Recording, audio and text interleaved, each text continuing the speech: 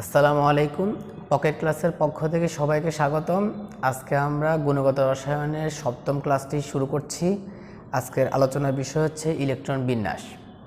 Electron বিন্যাস বলার আগে আমি একটা কথা বলি, সেটা হচ্ছে আমরা জানি পরমাণুর কেন্দ্রে থাকে হচ্ছে নিউক্লিয়াস আর কক্ষপথে থাকে হচ্ছে ইলেকট্রন, বা ইলেকট্রন থাকে পরমাণুর কক্ষপথে আর নিউক্লিয়াস বা কেন্দ্রে থাকে হচ্ছে প্রোটন এবং নিউট্রন। যেখানে আমরা প্রোটন সংখ্যাকে বলি পারমাণবিক সংখ্যা, আর নিউট্রন এবং প্রোটনের সংখ্যাকে একত্রে আমরা বলি নিউক্লিয়ন সংখ্যা বা পারমাণবিক ভর সংখ্যা। এখন আসো, আমরা জানি যে প্রোটন হচ্ছে ধনাত্মক আর ইলেকট্রন হচ্ছে ঋণাত্মক। এই জিনিসটার সমসংখ্যক প্রোটন থাকে, সমসংখ্যক ইলেকট্রন থাকে, অর্থাৎ যদি 10টা প্রোটন হয় ঠিক 10টা ইলেকট্রন থাকবে, যাতে চার্জ নিরপেক্ষ থাকে। যদি কোনো ইলেকট্রনের সরাই ফেলি আমরা, তখন সেটা আধানে পরিণত হবে, কিন্তু নর্মালি আমরা কি কোনো একটা পরমাণুর চার্জ নিরপেক্ষ থাকে। তো একটু আগে আমরা একটা কথা বলেছি যে ইলেকট্রন থাকে কক্ষপথে। এই ইলেকট্রন কক্ষপথের মধ্যে উপশক্তি স্তর আছে, উপশক্তি স্তরের ভিতরে অরবিটাল আছে, সেই অরবিটালগুলোতে কি ইলেকট্রনগুলো থাকে। তো যে বিন্যাসের মাধ্যমে আমরা ইলেকট্রনের কোন অরবিটালে আছে সেই জিনিসটা জানতে পারি, বা কিভাবে ইলেকট্রনটা সজ্জিত আছে পরমাণু বিভিন্ন কক্ষপথে, সেই জিনিসটাকে বলা হয় বা সেই বিন্যাসকে বলা হয় ইলেকট্রন বিন্যাস। এখন আসো, আমরা ইলেকট্রন বিন্যাসটা কিভাবে করে থাকি, ইলেকট্রন বিন্যাসের নীতিগুলো কি। ইলেকট্রন বিন্যাসের 3টা নীতি। একটা হচ্ছে আউফবাউ নীতি,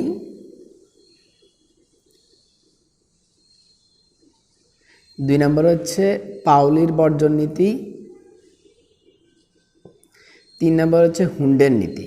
আমি নীতিগুলো লিখলাম না, হুন্ডের নীতি। 3টা নীতি, এই 3টা নীতির ভিত্তিতেই হচ্ছে আমরা ইলেকট্রন বিন্যাস করে থাকি। এখন আসো আমরা একটা একটা করে করি। তার আগে আমি একটা কথা বলি, আমরা কিন্তু চাইলে দুইভাবে করতে পারি। একটা হচ্ছে ইলেকট্রনগুলোকে আমরা কক্ষপথ আকারে হিসাব করতে পারি, নয়তো আমরা একেবারে অরবিটালে নিয়ে যেতে পারি, একেবারে নিম্ন স্থানে নিয়ে যেতে পারি। তো আমরা যদি শক্তিস্তর হিসেবে করি তাহলে আমরা দেখো কীভাবে পাই। ধরো আমরা একটা নিলাম 17ওয়ালা একটা পরমাণু নিলাম। 17 পরমাণু, আমরা জানি প্রথম কক্ষপথে অর্থাৎ 2টা ইলেকট্রন থাকে। ক্লোরিন নিলাম, প্রথম কক্ষপথে আমরা মাত্র 2টা ইলেকট্রন থাকে, পরের কক্ষপথে 8টা থাকে, পরের কক্ষপথে কি 8টা থাকতে পারে। তা আমরা যেহেতু 17টা, তো এখানে 2 আর 8 10 হয়ে যায়, এখানে 7। আমরা যখন শুধু কক্ষপথের হিসাব করব তখন আমরা এভাবে হিসাব করব, যেটা তোমরা 9, 10 বা 8 শিখে আসছো, যে কোনো একটা ইলেকট্রন বিন্যাস আমরা কিভাবে শুধু কক্ষপথের ভিত্তিতে করি। কিন্তু আমরা এখন বড় হয়েছে, আমরা এখন দেখব যে কিভাবে ইলেকট্রনগুলো অরবিটালে থাকে, অরবিটাল আকারে আমরা কি ইলেকট্রন বিন্যাসটা করব। সেটার জন্য আমরা একটু আগে বলেছি 3টা নিয়ম: আউফবাউ নীতি, হুন্ডের নীতি, পাউলির বর্জন নীতি। তো আসো হচ্ছে আমরা আউফবাউ নীতিতে যাই।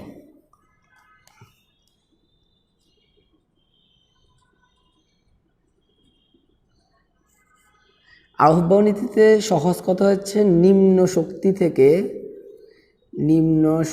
স্তর থেকে উচ্চ শক্তি স্তরে যাবে।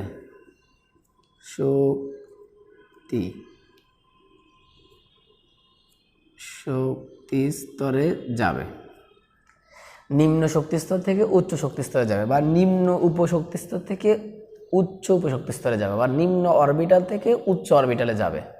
সহজ কথা হচ্ছে ইলেকট্রনগুলো নিম্ন অরবিটাল থেকে পরবর্তীতে উপরের অরবিটালে যাবে।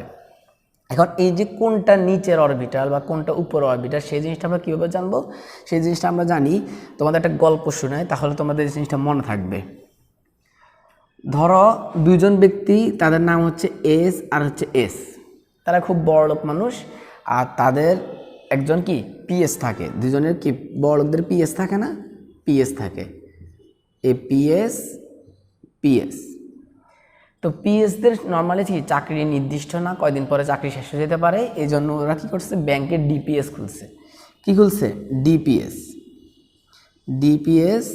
2জনে কি ডিপিএস খুলছে। আর ডিপিএসটার নাম কি? ডিপিএসটা হচ্ছে ফাস্ট ডিপিএস, মানে খুব তাড়াতাড়ি পূর্ণ হয়ে যাবে, খুব তাড়াতাড়ি পূর্ণ হবে এরকম। তাহলে এফ ডি পি এস, 2জনের নাম কি? F D P S. এটা হচ্ছে কি তাদের ডিপিএসটার নাম। এখন এই জিনিসটা কেন লিখছি? এই জিনিসটাকে আমরা সিরিয়ালি লিখি। দুইজন ব্যক্তি ছিল, তাদের নাম হচ্ছে এস এস, তাদের দুজন পিএস ছিল, পিএস দিয়ে একটা ডিপিএস খুলছে, ডিপিএসটা আর ডিপিএস এর নাম হচ্ছে এফডিপিএস। এখন আমরা যদি সিরিয়ালি বসাই তাহলে তোমরা অটোমেটিক যে উপশক্তি স্তরগুলোর যে ক্রম সেটা পাই যাবা। তাহলে আমরা একটু দেখি, S S P S P S D P S D P S FDPS তোমরা এতটুকু বললে বুঝে যাবে, এফডিপিএস না লিখলেও সারবে। এই যে এগুলোতে কী করবা, প্রথম এস যেটা সেখানে 1 দিবা। এখন পরেরটা তো কি, পরের এসটা কি তুমি আলাদা করতে হবে না, যে একটা এস থেকে অপর একটা এসকে আলাদা করতে হবে না। তো প্রথম এসকে যখন তুমি 1 এস দিছো তখন দ্বিতীয়টা কি 2 এস দিবা। আর তুমি এখন এখানে 1p দিবা, কারণ যারা কোয়ান্টাম সংখ্যা পড়েছো তারা জানো যে 1-এর প্রথম শক্তি স্তরে শুধুমাত্র এসে হইতে পারে। তাহলে এটা দিলে আমার কি 2p দিতে হবে, শেষ। তারপর এখানে এস কি, আমি কি আর 2s দিতে পারবো, এখানে 3s দিব। এখানে কি আমি 3p দিব, অবশ্যই 3p দিব, কারণ আমি জানি যে 2p এর পরে কি 3 এর মধ্যে sp d তিনোটাই হয়। তো s যেহেতু পাইছি আমি 3p দিছি। এখন এস এর মধ্যে 3 এর পরে কি 4 দিলাম। এখন এ ডি থেকে আমি 2 দিব নাকি 3 দিব, আমরা জানি 2 এর মধ্যে শুধুমাত্র দুইটা উপশক্তি স্তর, সেটা হচ্ছে কি sp। তাহলে একমাত্র আছে কি প্রথমটা হচ্ছে 3। এইভাবে করে সবগুলো, যেমন এটা হবে হচ্ছে যেহেতু p, তাহলে আমরা p বসাইছি, তাহলে এটা হবে কি 4p, এটা হবে 5s, এটা হবে 4d। অর্থাৎ যে সিরিয়ালটা আছে ওই সিরিয়ালটা তোমরা যে ওই হিসাবে তোমরা লিখে ফেলবা। বাট আমাদের এত বড় যেহেতু দরকার নাই, আমাদের কতটুকু দরকার আমরা সেটা দেখি একটু, আমরা বেশি কিছু দরকার নাই, এই জন্য আমরা দেখি 1s 2s 2p 3s 3p 4s 3d, তারপর হচ্ছে 4p। এতটুকুতে আমরা সন্তুষ্ট, এর চেয়ে বেশি আমাদের লাগে না। আমাদের যে ইলেকট্রোবিন্যাসগুলো আছে নর্মালি আমরা 1 থেকে 30 পর্যন্ত করে থাকি আমাদের বিভিন্ন ইলেকট্রোবিন্যাস দেখানোর জন্য পরীক্ষার হলে। কিন্তু এছাড়াও যদি আমাদের কোনো ইলেকট্রোবিন্যাস করতে হয় তাহলে আমরা আগের যে নিয়মটা দেখাইছি ওইভাবেই করবো ইনশাল্লাহ। তো আসো আমরা এখানে আউটবাউ নীতিটা একটু অ্যাপ্লাই করি। আউটবাউ নীতি হচ্ছে যে আমরা একটু আগে দেখছি যে ক্রমটা করছি, সেটা হচ্ছে কি শক্তির নিচু থেকে উঁচু স্থানের যে ক্রম, সেই ক্রমটা আমরা শক্তির নিচু থেকে উঁচু স্থানের যে ক্রমটা সেটা আমরা বের করছি। এখন বলো যে ভাই শক্তির নিচু থেকে উঁচু, আপনি আমাকে গল্পের মাধ্যমে বলছেন যে এটা নিচু থেকে উঁচু, আপনি কীভাবে প্রমাণ করবেন যে এটা নিচু থেকে উঁচু? এটা হচ্ছে তোমরা n+l দিয়ে প্রমাণ করবা, n+l দিয়ে। n+l এর মান যার কম তার শক্তি কম, n+l এর মান যার বেশি তার শক্তি বেশি। এখন ধরো তুমি এটার সাথে একটু কল্পনা করো, এটার সাথে কল্পনা করো, আর এটার সাথে কল্পনা করো, এই তিনটা। তাহলে 3 এর n হচ্ছে 3 আর s হচ্ছে কি 0, তাহলে =3। এখানে 3 আর p এর l মান কি, l মান হচ্ছে 1, তাহলে =4 4 + 0 4। এগুলো কীভাবে হয়েছে তোমরা বুঝতে পারছো? এখানে কিন্তু l এর মান 1 আর এখানে l এর মান 0, কারণ s আমরা 0 বুঝি। এখন তোমাদের মাথায় আসবে যে ভাই আপনি তো বললেন যেটার মান কম সেটা আমরা ধরে নিলাম সেটা শক্তি কম। ওকে, তাহলে 3s এর মান শক্তি কম, 3p শক্তি বেশি, যেহেতু 4 আছে। কিন্তু এখন 3p এর পর এখানে একটা 4 দেখতেছি, এখানে একটা 4 দেখতেছি, তাহলে আমি কোনটাকে বলবো শক্তি বেশি, কোনটাকে বলবো শক্তি কম? সহজ কথা, তোমার যার কোয়ান্টাম সংখ্যা, যার প্রধান কোয়ান্টাম সংখ্যা কম সেটারে কি শক্তি কম, যার প্রধান কোয়ান্টাম সংখ্যা বেশি সেটাই শক্তি বেশি। যেমন এই 4 এর মধ্যে প্রধান কোয়ান্টাম সংখ্যা 3 আর এই 4 এর মধ্যে প্রধান কোয়ান্টাম সংখ্যা 4, দ্যাট মিনস কি 3 এর শক্তি বেশি। তাহলে তোমাদের কিসের ভিত্তিতে আমরা উপশক্তি স্তরগুলোকে নিম্ন শক্তি স্তর বলেছি আর উচ্চ উপশক্তি স্তর বলেছি সেই জিনিসটা বুঝে গেছো। এখন আসো আউটবাউ কি বলেছিলেন? আউটবাউ বলেছেন যে ইলেকট্রনগুলো প্রথমে 1s এ ঢুকবে, তারপর যদি ইলেকট্রন থাকে তাহলে 2s এ ঢুকবে, তারপরও যদি ইলেকট্রন থাকে তাহলে 2p তে ঢুকবে, তারপরে যদি ইলেকট্রন থাকে তাহলে 3s এ ঢুকবে, তারপর 3p, তারপর 4s, তারপর 3d, এভাবেই ঢুকবে, এই সিরিয়ালে বাইরে যাবে না। এখন তোমাদের মাথায় আসবে যে ভাই আপনি এখানে কেন 3d না দিয়ে 4s দিচ্ছেন? ওই যে আগের কথাটা 4s এখানে 4 আর 3d মান হচ্ছে 5, তখন তুমি নিজেই তো বলবা যে নিম্ন শক্তিস্তর থেকে উপশক্তি স্তর যাবে, তো নিম্ন শক্তিস্তর তো 4s, 3d হচ্ছে কি উচ্চ উপশক্তি স্তর, তো অতএব সেখানে পরে যাবে ইলেকট্রনটা কি এখানে দুইটা ইলেকট্রন, যেহেতু এসে কি দুইটা ইলেকট্রন থাকে, তো দুইটা ইলেকট্রন পূর্ণকে তারপর দিতে যাবে, ঠিক আছে? তাহলে আউটবাউ নীতিটা গেল। এখন আসা হচ্ছে পাউলির বর্জন নীতি। পাউলির বর্জন নীতিতে তোমরা একটা সংখ্যা মনে রাখো, সেটা হচ্ছে 124। পাউলির বর্জন নীতিতে তোমরা একটা সংখ্যা মনে রাখো, সেটা হচ্ছে কি 124। 124 বলতে কি বুঝি? 124 হচ্ছে যে কোনো একটা পরমাণু যার যে কোনো দুইটা ইলেকট্রন চারটা কোয়ান্টাম সংখ্যা কখনো এক হবে না। চারটা কোয়ান্টাম সংখ্যা কখনো এক হবে না। যে কোনো একটা পরমাণু যে কোনো দুইটা ইলেকট্রনের চারটা কোয়ান্টাম সংখ্যা এক হবে না। অন্তত পক্ষে প্রথম তিনটা এক হলেও ইলেকট্রনের যে ঘূর্ণন সেটা ভিন্ন হবে। আমরা যখন কোয়ান্টাম সংখ্যা পড়াইছিলাম তখন আমরা বলছিলাম যে একটা ইলেকট্রন যদি ঘড়ি কাঁটার দিকে ঘুরে আরেকটা কি ঘড়ির বিপরীত দিকে ঘুরে, তো অন্ততপক্ষে কি এই দুইটা জিনিসের মধ্যে কি পার্থক্য থাকবেই। এখন একটা উদাহরণ দিই, তোমাদের বই আছে হিলিয়ামের উদাহরণ, আমি তোমাদের হিলিয়ামের উদাহরণটাই বুঝাচ্ছি। হিলিয়ামের ইলেকট্রন কয়টা? হিলিয়ামের ইলেকট্রন হচ্ছে দুইটা, 1s2, যেখানে 1s2 পাই। কিন্তু এখানে যদি আমরা একটু ভাঙ্গি, কোয়ান্টাম সংখ্যাকারে ভাঙ্গি, তাহলে এটার 1 হবে কি 1 n ইকুয়াল কি 1 হবে। এখানে দুইটা ইলেকট্রন, আমরা দুটো ইলেকট্রনের জন্য করব। এটা হচ্ছে 1 নাম্বার ইলেকট্রনের জন্য, এটা হচ্ছে 2 নাম্বার ইলেকট্রনের জন্য। তো প্রথম ইলেকট্রন কি করবে? প্রথম ইলেকট্রন প্রথমে কি প্রথম কক্ষপথে আসবে নিম্ন শক্তি স্তরে, তারপরে এল প্রথম শক্তি স্তরে কি এসে আসবে, আর আসে শুধুমাত্র এস, তাহলে কি সেটাও 1 বা 0। তারপরে হচ্ছে এম হচ্ছে কি এম আন্ডারে শুধুমাত্র একটাই থাকে, এস এর আন্ডারে কি অর্থাৎ 0 উপশক্তি স্তরের আন্ডারে 0ই থাকে, অরবিটাল থাকে, তাহলে সেটা মান কি 0। আর ইলেকট্রনটা যদি পজিটিভ হাফের দিকে ঘুরে, তাহলে পরেরটা আমরা দেখি, তাও যেহেতু এস কিন্তু পূর্ণ হয় না, একটা অরবিটালে কি জানি আমরা দুইটা ইলেকট্রন থাকে, তাহলে প্রথমটাতে 1, প্রথম কক্ষপথে থাকবে, তারপরে এটাও 0 হবে, এমও 0 হবে, আর হচ্ছে এস এটা হবে মাইনাস হাফের দিকে। এটা ফার্স্ট হাফের দিকে হতে পারবে না, প্লাস হাফের দিকে হতে পারবে না, একই অরবিটালে দুইটা দুই মুখী থাকবে। ঠিক আছে, তাহলে আমরা এই কথা থেকে দেখলাম যে দুইটা ইলেকট্রন কি অন্ততপক্ষে যদি তিনটা, এটা মিল হওয়া সত্ত্বেও এটার মধ্যে যেভাবে হোক ভিন্নতা থাকবেই। এছাড়া এগুলোর মধ্যেও ভিন্ন হতে পারে। আমরা একটা নর্মাল একটা উদাহরণ দিই আরেকটা, তাহলে তোমরা সহজে বুঝবা। আমি যদি অক্সিজেন নিই, অক্সিজেনের হচ্ছে 8, 1s2 2s2 2p4। এই জিনিসটা কম বেশ সবাই জানো, এই জন্য এই জিনিসগুলো আর ব্যাখ্যা করতেছি না। তোমরা যেহেতু ইন্টারমিডিয়েটে পড়তেছো সবাই জানো কীভাবে ইলেকট্রন বিন্যাস করতেছে। ওই যে আমি প্রথম নিম্ন শক্তিস্থগুলো নিছি, তারপর হচ্ছে ইলেকট্রনগুলো প্রবেশ করাইছি। আমি এস এর মধ্যে নর্মালি 2টা ঢুকাই, আর পি এর মধ্যে নর্মালি 6টা, ডি এর মধ্যে নর্মালি 10টা, আর এফ এর মধ্যে নর্মালি 14টা। কেন 6টা? কারণ আমরা জানি পি এর মধ্যে এম এর মান আছে 3টা, পি এর মধ্যে কি এম এর মান আছে 3টা, অর্থাৎ চৌম্বক কোয়ান্টাম সংখ্যা আছে 3টা। সেটা কি +1, যদি পি এর মান ধরো 1 হলে তো কি সেটাকে আমরা পি বলি না, যখন এল এর মান 1 হয় তখন আমরা সেটা কি বলি? পি বলি। আর +1 থেকে -1 পর্যন্ত সেটাকে আমরা কি বলি? চৌম্বক কোয়ান্টাম সংখ্যা বলি। আর চৌম্বক কোয়ান্টাম সংখ্যা কি +1 0 -1। এই +1 0 -1 এগুলো কী নির্দেশ করতেছে? অরবিটাল নির্দেশ করতেছে, যে প্রত্যেকটা অরবিটালে 2টা করে ইলেকট্রন থাকে। তাহলে আমার পি বলতে কি বুঝে দিছি? ওই যে +1 0 -1 এই জিনিসটা বুঝে দিচ্ছে, অর্থাৎ 3টা অরবিটাল বুঝে, প্রত্যেকটা অরবিটালে কি 2টা করে ইলেকট্রন থাকতে পারে। এই দুইটা তাহলে টোটাল পি এর মধ্যে 6টা। ঠিক সেমভাবে ডি এর ক্ষেত্রেও, ঠিক সেমভাবে এফ এর ক্ষেত্রে, কারণ ডি এর মধ্যে কি ডি বলতে আমরা 2 বুঝি, এফ বলতে আমরা 3 বুঝি। তো ডি হচ্ছে কি +2 থেকে -2, অর্থাৎ 5টা অরবিটাল, 5টা অরবিটাল কি 2টা করে ইলেকট্রন ঢুকবে, তাহলে 10টা, অর্থাৎ ডি এর মান 10। ঠিক আছে, এখন দেখো যে আমরা কিভাবে এইটের যে ইলেকট্রন বিন্যাসটা সেটা কিভাবে করি আমরা। দেখো যে প্রথম হচ্ছে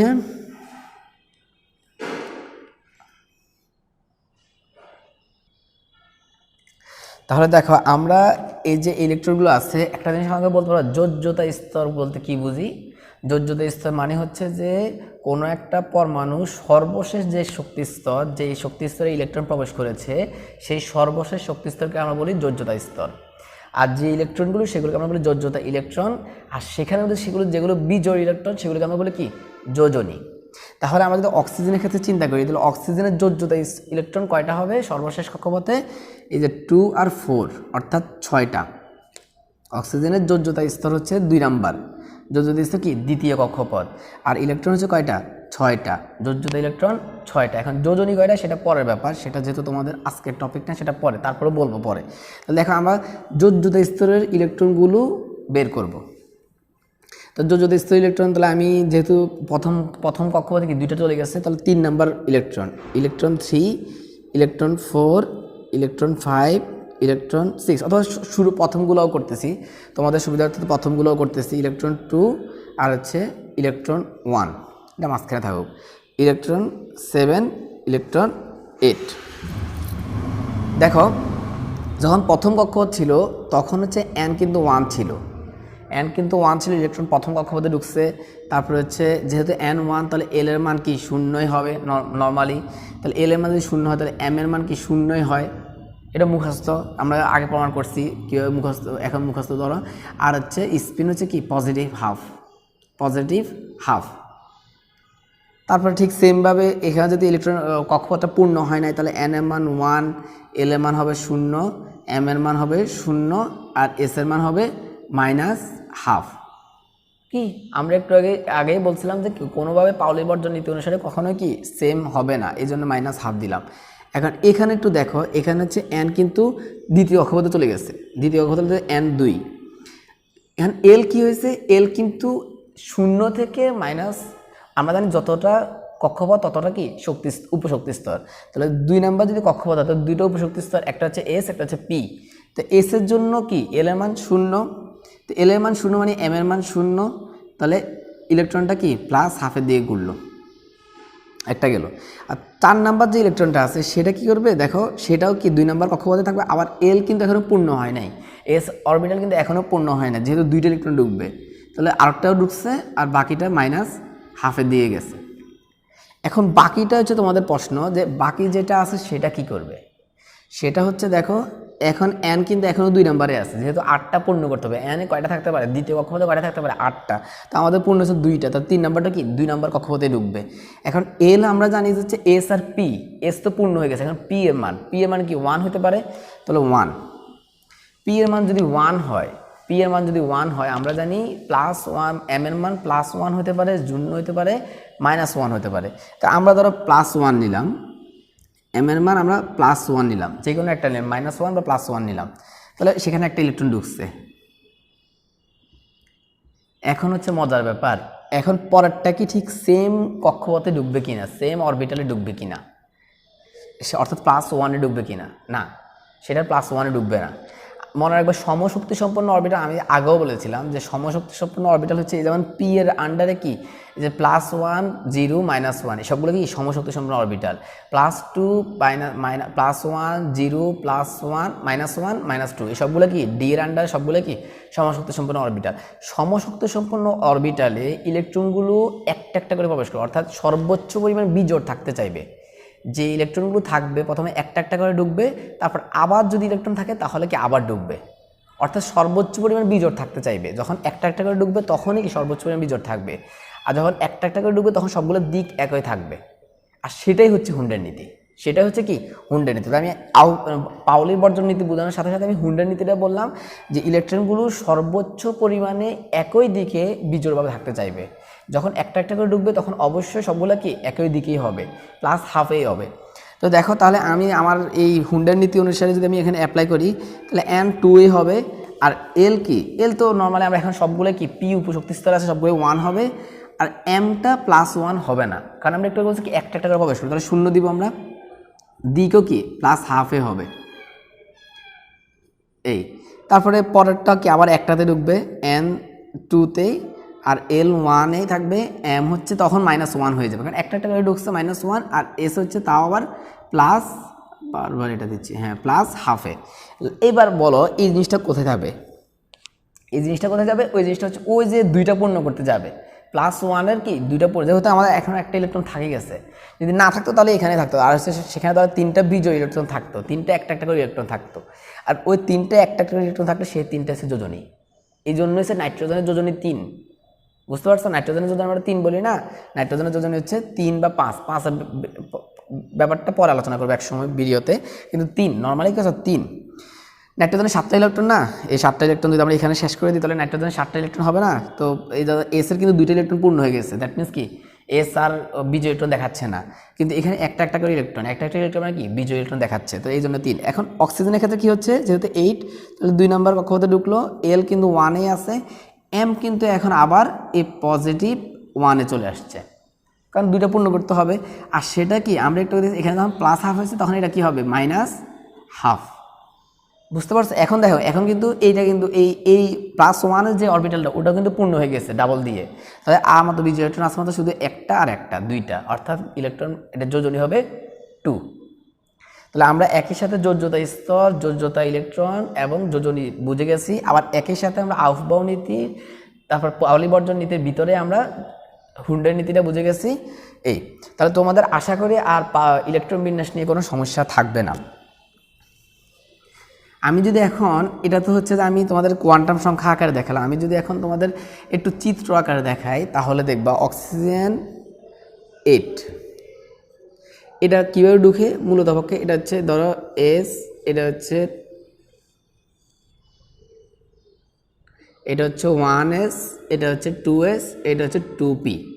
আমরা জানি 2pর ভিতরে এটা হচ্ছে যে এটার এস এর মান কি 0, তাহলে এম এর মান 0, আর এটার এস এর মান কি 0, তাহলে এম এর মান 0, এটা এপি এর মান কি 1, তাহলে +1 0 -1। আর এগুলোকে আমরা কি বলি সমশক্তি সম্পন্ন অরবিটাল। সমশক্তি সম্পন্ন অরবিটালে কি সর্বোচ্চ হয়ে বিজয় ইলেকট্রন থাকবে। তাহলে প্রথমে একটা ইলেকট্রন ঢুকলো, তার বিপরীত দিকে একটা ঢুকলো প্লাস হাফ মাইনাস হাফ, পরে আরেকটা ইলেকট্রন ঢুকলো, তার বিপরীত দিকে একটা ঢুকলো প্লাস হাফ মাইনাস হাফ। তাহলে এখনও কয়টা ইলেকট্রন বাকি আছে? 4টে ইলেকট্রন বাকি আছে। একটা পজিটিভ দিকে ঢুকলো অর্থাৎ +1-এ, আবার একটা পজিটিভ দিকে ঢুকলো 0-তে, আবার একটা পজিটিভ দিকে ঢুকলো -1-এ। এখন বাকি কি আরেকটা ইলেকট্রন আছে না, সেই ইলেকট্রনটা কি এখানে ঢুকে গেল। তাহলে দেখছো এখন চিত্র আকারে দেখালাম, এটা আগে দেখাচ্ছি কোয়ান্টাম সংখ্যা ভিত্তিতে। এইটাই হচ্ছে হুন্ডের নীতি। এখন আসো কয়েকটার ভিন্নতার পার্থক্য আছে আমাদের যে নর্মাল যে কোয়ান্টাম আমরা যে ইয়েটা করি। ও তোমাদের এই জিনিসটা মনে রাখবা, আমরা যে একটু আগে করছিলাম যে ধরো 1s2 2s2, ধরো ক্যালসিয়ামের ক্ষেত্রে চিন্তা করো, পটাশিয়ামের ক্ষেত্রে যেহেতু তোমাদের প্রশ্নে আছে potassium 2s2 2p6 3s2 3p6 4s1 3d0। এখানে কেন 4s আগে হয়েছে সবাই জানো। তারপর আমি একটু বলি n+l এর মান কি 4s এর কম, আর n+l এর মান কি 4s এর n+l এর মান 3d-র বেশি, এই জন্য আগে ইলেকট্রন 4s এ ঢুকছে। এখন পরীক্ষা হলে যদি কোনো লিখতে বলে যে তুমি একটা ইলেকট্রন বিন্যাস লেখো, তখন তুমি কি এভাবে লিখবা? না, তুমি এভাবে লিখবা না, তুমি হচ্ছে যে তোমার অক্ষমতা আকারে লিখবা, অর্থাৎ এখানে 3p6 এর পরে 3d0 দিবা, তারপর 4s1 দিবা, অর্থাৎ সিরিয়ালি লিখবা। ঠিক আছে, এটাই হচ্ছে নর্মাল ইলেকট্রন বিন্যাস লেখার নিয়ম। কিন্তু আমাদের কিছু ভিন্নতা আছে, আমাদের যে নর্মাল ইলেকট্রন বিন্যাস লেখার যে নর্মালি আমরা লিখি সেটা হচ্ছে ভিন্নতা আছে। সেটা তোমরা সবাই জানো যে কপার আর ক্রোমিয়ামে আমরা কিছু ভিন্নতা পাই, সেটা হচ্ছে প্রথম 30টা ভিতরে। এরকম আরও আছে, অবশ্যই আছে, 118টা মূলের মধ্যে কি আরও আছে, বাট আমাদের যেহেতু আছে মাত্র দুইটাই, জন্য আমরা দুইটাই জানি। তো এই কপার আর ক্রোমিয়াম হচ্ছে 24 আর এটা হচ্ছে কপার হচ্ছে 29। এখন এই জিনিসটা জানার একটা জিনিস আছে যে পরমাণু সবসময় সুস্থিত থাকতে চায়, এই সুস্থিত থাকতে গিয়ে কি করে সে, যখন নিষ্ক্রিয় গ্যাস কখনো ইলেকট্রন বিক্রিয়া করে না, কারণ সে সুস্থিত। যেগুলো সুস্থিত সেগুলো কি কম বিক্রিয়া করে, আর যেগুলো সুস্থিত সেগুলো কম বিক্রিয়া করার কারণটা কি, সেখান থেকে ইলেকট্রন সরাইতে বেশি শক্তির প্রয়োজন হয়। এই জন্য দেখবা যে সুস্থিত পরমাণুগুলো বেশি বিক্রিয়া করতে চায় না, যেমন নাইট্রোজেন বিক্রিয়া করতে চায় না, নিষ্ক্রিয় গ্যাস বিক্রিয়া করতে চায় না, এই সুস্থিত পরমাণুগুলো কি বিক্রিয়া করতে চায় না। এখন সবাই কি সুস্থিত হতে পারবে না। যারা সুস্থিত হতে পারবে তারাই সুস্থিত হয়ে যেতে চেষ্টা করে, যার কাছে সুযোগ আছে কিছু করার সে উপরে উঠে যেতে চেষ্টা করে, বাট সবাই পারে না। এখন সুস্থিত অসুস্থ আমি কেন কথা বলছি দেখো, যে এই যে 24-এর ক্ষেত্রে চিন্তা করি আমরা 1s2 2s2 2p6 3s2 3p6 4s আর হচ্ছে 3d। কেন এগুলোর সংখ্যা দিইনি? কারণ আমরা এখানে দিব 1, এখানে দিব হচ্ছে 5। নর্মালি হওয়ার কথা ছিল কি, আগে নিম্ন শক্তি স্তরে ইলেকট্রন পূর্ণ হবে, অর্থাৎ নর্মালি হওয়ার কথা ছিল 2 আর হচ্ছে 4। কিন্তু আমাদের একটা সূত্র সবার মনে রাখতে হবে যে সমশক্তি সম্পন্ন যে অরবিটালগুলো সেগুলো যখন অর্ধেক পূর্ণ থাকবে বা সম্পূর্ণ পূর্ণ থাকবে তখন সেটা সবচেয়ে বেশি সুস্থিত। এখন সমশক্তি সম্পন্ন অরবিটাল কোথায় পাইছো তোমরা? হ্যাঁ, এটা একটু ডিটাকে একটু আলোচনা ভাঙ্গো আর এসটাকে ভাঙ্গো। এসের সমশক্তি অরবিটাল একটাই আর ডিটাকে ভাঙ্গো, ডির সমশক্তি সম্পন্ন অরবিটাল 5টা, অর্থাৎ +2 +1 0 -1 -2। কি ডি বলতে আমরা 2 বুঝি না? এখন ইলেকট্রনটা যখন এখানে একটা ঢুকলো আর একটা এখানে, তখন একটা একটা একটা একটা এখানে একটা খালি থাকলো। আমি যখন এই ইলেকট্রনটা এখানে নিব তখন হচ্ছে যে এটা অর্ধপূর্ণ হবে, আবার এটা অর্ধপূর্ণ হবে। একই সাথে আমরা কি দুইটারে অর্ধপূর্ণ বানাতে পারলাম। আর অর্ধপূর্ণ হওয়াতে এটা কি আগের থেকেও বেশি সুস্থিত হলো। এই জন্য হচ্ছে এই কপারের ক্ষেত্রে যে ক্রোমিয়ামের ক্ষেত্রে সেম।